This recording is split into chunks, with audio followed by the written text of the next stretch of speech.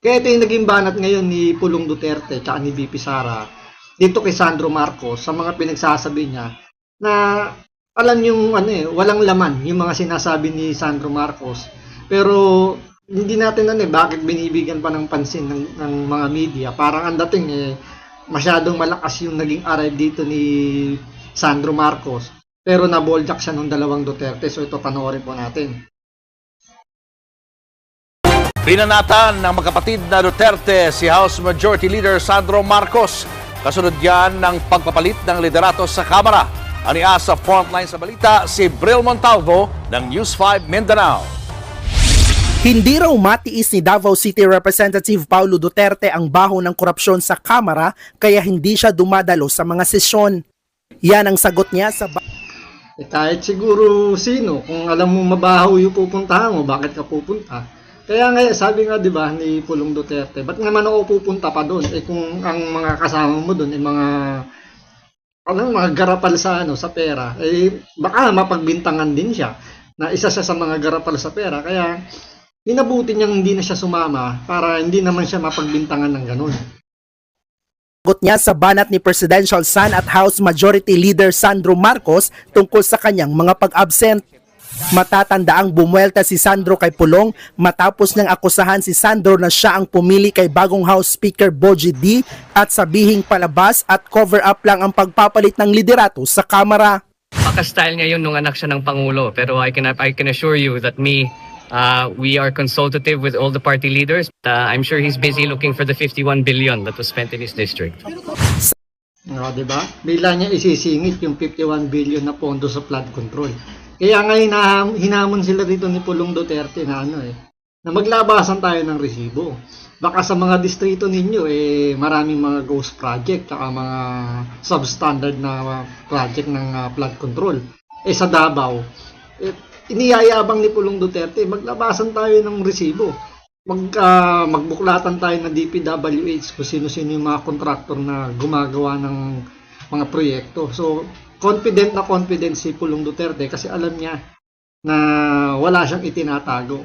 Tsaka nung panahon ni Pangulong Duterte, parang kung kahit balikan ninyo, never na nauugnay o nababanggit yung mga pangalan nila pagdating sa pagganyang pilian ng mga komite, lalong-lalo na sa House Speakership. Kung inyong maaalala, di ba, nung may nag-propose na gawing Speaker of the House si Pulong Duterte, ang sinabi ni Pangulong Duterte, di ba, mag-resign siya kung pipilitin yung si Pulong Duterte maging House Speaker, mag-resign siya bilang presidente. So doon may delikadesa makikita ninyo kasi nga iniiwasan niya magkaroon ng conflict of interest pagdating sa mga magkakamag-anak. Yun ang iniiwasan niya, lalo na sensitive na position yung kanilang pupuntahan dahil nga national government na yun. Unlike kasi kung local lang, kahit paano, nasisikmura pa ng mga kababayan natin dahil talagang yun ang yun ang kalakaran. At the same time, kung maganda naman yung pamamalakad, why not, di ba? Kaso, pagdating sa national government, lalo na mayroong separation of power ng tatlong chamber, tapos kung ilalagay mo doon, kamag-anak mo rin, tulad ng ginawa ni Bongbong Marcos, pinsan niya yung House Speaker, meron dong conflict of interest. So yung delikadesa nawawala. Pero ang dating dito binabaliktad ni Sandro Marcos na parang yung mga Duterte pa yung gumamit ng impluwensya para parang magdikta ba kung sino yung susunod na House Speaker. Kita niyo yung ginawa sa ngayon, balak na ng itigil na ng House of Representatives yung kanilang pag-iimbestiga sa flood control dahil sa utos ni Martin Romualdez. Kaya pag yan natigil, ibig sabihin, itong umupong bagong House Speaker, tuta lang to. Puppet lang. Pakitang tao lang na parang kinundi na ni Bongbong Marcos yung nangyayaring gusot doon sa House of Representatives. Ang problema, wala nang naniniwala sa mga diskarte ng mga nitong ni Bongbong Marcos. Kaya nga kaya kailangan nating bantayan yung sinasabi ni Vice President Sara Duterte na merong nilulutong masamang plano laban sa mga Duterte. Kasi nga para ma-divert yung atensyon ng mga kababayan natin, ng mga ibang nagbabantay dito sa flood control, pailalim na silang dumidiskarte para pagdating ng 2028, si VP Sara ay hindi na makakatakbo. Kaya nga kung mapapansin nyo, di ba, si Boyeng Remulla, kahit na hindi siya qualified para maging ombudsman, ipinilit. Kasi wala pa siyang clearance galing sa ombudsman kasi may kaso siya. Pero bakit siya in-interview ng JBC? Diba? Buti na lang, kahit paano si Amy Marcos nagsampa ng kaso. Yung kaso na yun, dinismiss, pero nirefile niya uli as motion for reconsideration. At the same time, sila Atty. Topacio, kung di ako nagkakamali, nagfile din rin ng kaso dito kay Martin Romualdez sa ombudsman, tsaka si Baste. Kaya may outstanding case pa rin siya, kaso sa ombudsman. Kaya malabo na maging ombudsman si Boyeng Remulla. Kaya kung siya ang mauupo na ombudsman, ibig sabihin hinilot, binali na ni Bongbong Marcos yung pag-a-appoint. Kasi nga pag naupo si Boyeng Remulla, malamang makakasuhan si VP Sara. Ngayon, pag nakasuhan siya, hindi siya makakatakbo ng presidente sa 2028 kasi sigurado iko-convict yan ni Boyeng Remulla. Kaya niyang bumali ng batas. Yun doon nga lang sa, di ba, yung kay Pangulong Duterte, na dapat dalhin muna sa local court si Pangulong Duterte bago dalhin sa The Hague. Nagawa nila ng paraan. Yung mga diskaya na dapat gusto ng Senate Blue Ribbon Committee ni Marcoleta na maging witness sila, gumawa ng sariling batas si Boyeng Remulla para hindi maging state witness.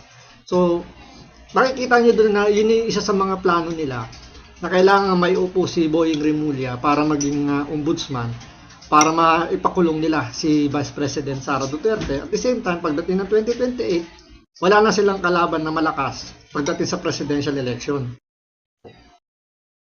Sagot naman ni Representative Duterte, walang ghost project sa kanyang distrito. Mas mabuti raw tumulong na lang si Sandro na ipaliwanag kung saan napunta ang 6 trilyon pisong pondo na kinurakot umano ng kanyang tsuhin na si dating House Speaker Martin Romualdez at ni Congressman Zaldico. Wala pang bagong pahayag si Sandro. Pero si VP Sara, tila sinigundahan naman ang naging unang pahayag ng kapatid. Ang totoo niyan ay sila lang din yan. Grupo lang din yan ni Martin Romualdez, ni Sandro Marcos, and of course, syempre, papunta na rin yan kay BBM. Sila lang din nag-usap kung ano ang gagawin nila at sila lang din ang nagplano kung anong gagawin nila sa 2026 budget. Sinisisi rin ng busy si Pangulong Bongbong Marcos. Hindi niya dapat hinahayaan yung mga congressman na basta na lang umalis ng bansa o basta na lang mag-resign to evade accountability. Buwelta naman dyan ang Malacanang. So syempre, kapag bumuka yung bibig ni Vice President Sara Duterte, meron siyang sinabi against Bongbong Marcos at sa administrasyon niya, expect nyo, sasagot si Manang Claire. Dahil hinahir lang naman si Manang Claire para, alam niyo, maging basher ni Vice President Sara Duterte. Dahil hindi nila kayang palagan yung mga sinasabi do sa ni Vice President Sara Duterte sa mga interview niya. So babanat na rin si Madam Claire para, alam niyo, pambardagol lang dito kay Vice President Sara Duterte.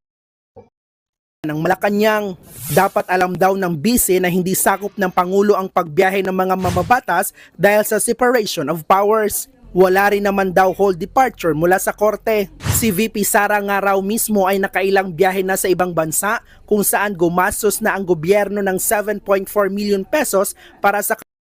Nakita nyo kung paano sila mag-divert. Diba? Ang pinag-uusapan, yung mga kawatan sa gobyerno na kitang-kita naman na talagang kumukulimbat ng pera. Pero isinisingit nila ngayon dito yung issue ng pagta-travel ni Vice President Sara Duterte sa ibang bansa. Hindi siguro niya naiintindihan. Every time lalabas ang Vice President pupunta ng abroad ang Vice President, meron yung travel authority galing sa Office of the President, nagpapaalam yan. So hindi naman yan pwedeng basta-basta na lang aalis itong si Vice President Sara Duterte nang hindi alam ng Office of the President. At pinayagan ni Bongbong Marcos kasi kailangan pirmahan niya yung travel authority. So ibig sabihin, ina-allowed. Pero dito isinisingit nila yung ganito mga klaseng issue para bigyan lang ng ng masabi lang na merong ginagawang hindi maganda yung Vice President. 'Di ba? Parang kita mo yun na kung paano baliktarin kagad yung issue pag hindi na nila kayang sagutin yung mga banat ni Vice President Sara Duterte.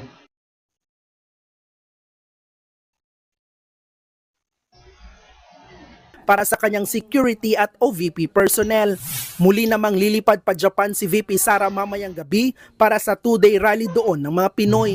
Nagbabalita mula So yun, napahiya dyan si Sandro Marcos kasi nga magito pa, hindi niya alam na kung paano siya kumbaga bago siya bumuka ng mga sasabihin niya, hindi niya alam kung paano i-counter. Kaya ang dating dito, nasusunog lang siya tuwing meron siyang sasabihin kasi nga nahihirapan silang butasan yung mga Duterte dahil maingat itong mga to dahil ayaw nga nilang nasasangkot pagdating sa mga ganyang kontrobersya, lalong-lalo na pag sa illegal na droga tsaka sa korupsyon ng plunder, yung mga ganyang pagnanakaw ng pera. So, nahihirapan sila. Kaya, antayin natin sa mga susunod na araw yung mangyayari sa nangyayaring issues sa gobyerno natin kung paano palulusutan ni Bongbong Marcos ito. Tandaan ninyo, malapit na yung 2028. So, ang pamumuno ni Bongbong Marcos hanggang 2027 na lang kasi kailangan niya ng bumabaya at sigurado tambak ng kaso yan si Bongbong Marcos. So, ilang antayin natin. So, maraming salamat po sa panonood. Ingat po kayo lagi. God bless.